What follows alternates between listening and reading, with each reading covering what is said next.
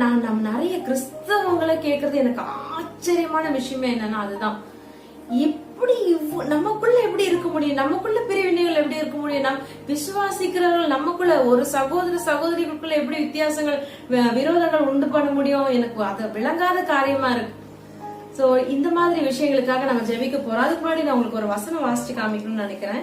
யாக்கோபு 4:7.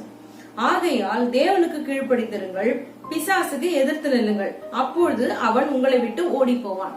நம்ம 2 விஷயங்கள் செய்யணும். முதல்ல தேவனுக்கு கீழ்ப்படியணும், அடுத்து பிசாசுக்கு எதிர்த்து நிக்கணும். போய் ஃபைட்டிங் எல்லாம் பண்ண வேணாம்.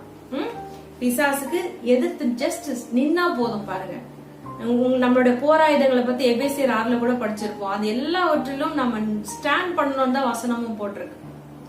அப்படி நம்ம சூழ்நிலைகளை விசுவாசத்துல we have to wait upon the Lord.